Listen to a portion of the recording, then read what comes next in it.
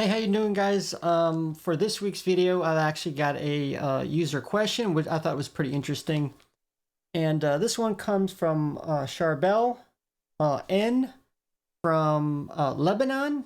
So how you doing there, Charbel? And I've actually been to Lebanon. It was probably over 30 years ago when I was in the military, but nice country. And they have a question. I found a used FX100 Canon in store for $600. Now, I couldn't find a FX100 Canon. I was guessing it was a typo and it should be XF100. So I looked it up for the FX100. It didn't seem to exist, so I'm guessing he's comparing that camera, XF100 Canon, which I have myself, so I know all the specs and very knowledgeable about that. But there's a limited card to gigabit, which I'm not sure what he means by that, or a Canon XL2 for $500. He wants to shoot weddings, and he says, he or she, help me find the camcorder I need for a low budget. Now, I did have to look on the specs for the XL2. I'm not very familiar with it, so after doing quite a bit of research, I want to come back first, do that, and then give you some of my thoughts. We're going to kind of talk a little bit about both cameras first, and then maybe my choice right after. And the first one I'm going to cover is the XL2, which you see right here. There's and sometimes there are advantages even for older cameras. In this case, I could see that being great to put on the shoulder. You're going to get quite a bit more stability. It doesn't seem to have a built-in stabilization like modern camcorders do. I didn't see it built in. And so I'm going to tell you some of the specs on that and some of my thoughts. Now,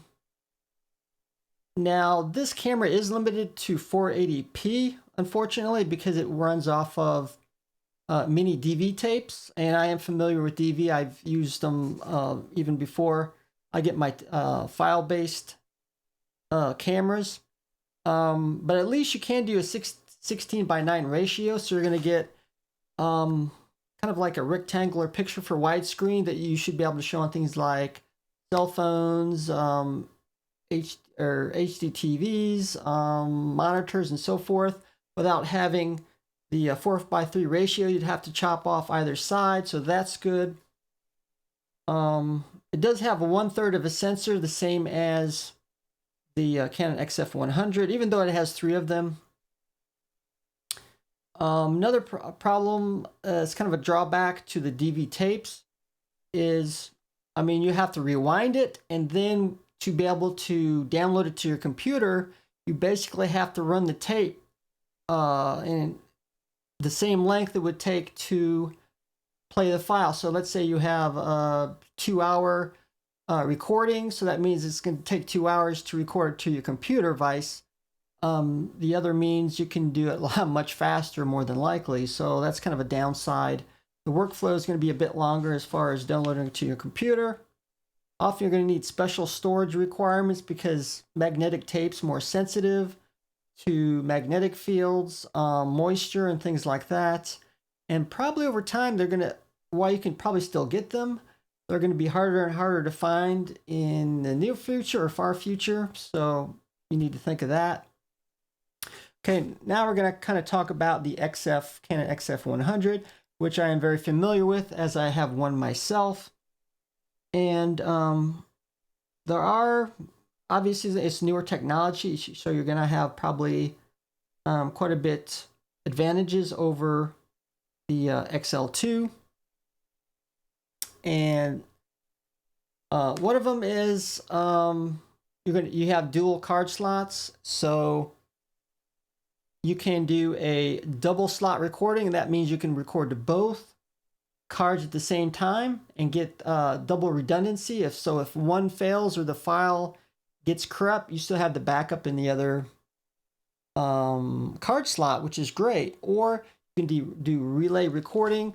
So once one card gets full, it switches to the other. So I don't know, I guess you could say it's kind of redundancy Of course, if you keep watch of the amount you have left, that shouldn't happen. I believe the data rate, or megabits per second, is twice as fast from DV tape. I couldn't find any specifications on the megabits per second. I think you are limited to about 25 from DV tape, where the Canon XF100 you can go up to 50 megabits per second, so you're going to probably get a higher quality picture. And yes, it is a 1080p standard, which is still relevant, even though we're starting to move to the 4K very quickly. Let me see. So you are going to get twice, probably more than twice the data space. You're going to get a color space of 422. So I'm not sure what the color space on DV tape is. That's really going way into it, but I'm guessing it's going to be a lot more. So if you do color correction, color grading, you're going to have a lot more data to work with. Same thing with the 50 megabits per second data rate as well. It's got a pretty good lens system. I'm not sure on the XL2, but I know with the XF100, you can, it's got an f-stop of 1.8 at 24 millimeters. And even when you're zoomed all the way in, you're still going to get an f-stop of 2.8, which is still the minimum, I believe, that you need to really have good low light performance. Of course, with that 1/3 sensor on the XF100, it's low light performance isn't the greatest, but the lens definitely will help. And once you move to 24p, you'll even get an extra stop of light as well, and go down to manual recording, and then you can set your video gain down a little bit, because if you let it go automatic, you're going to get a lot of video noise. So what is my choice between the two? You do have a few advantages, I think, with the XL2, not as much, simply because my choice has to do with technology, if it's relevant today and how relevant it's going to be in the future. The XL2 is probably, what, about 4 or 5 generations behind, where the XF100 may be 1 or 2 generations behind. And you are kind of limited on 480p with the XL2, where the XF100, it is still 1080p, and 1080p is still relevant. We're now starting to find things recorded in 4K. You can, in some instances, up-res that 1080p to 4K when you render it out, or depending on how you do it. Depending on the quality of the camera. I never really tried to do an XF100. Now the Canon C100 I did, and you get an absolutely fantastic picture off of the Canon C100. So it definitely is a superior picture. So I'm going to have to stay. I think you're going to probably be, in the end, you're going to be more happy with the XF100, simply because it's a more recent camera, and the ability to be relevant even in the future. With the XL2, it's going to be really hard to do that, because you're already so far behind in technology and other things. Limitations on magnetic tape and things like that. So I think you're going to end up in the long run more happy with the XF100. Not because I have it, but simply because it's so many generations behind what we have today. So thank you for Charbel for your question.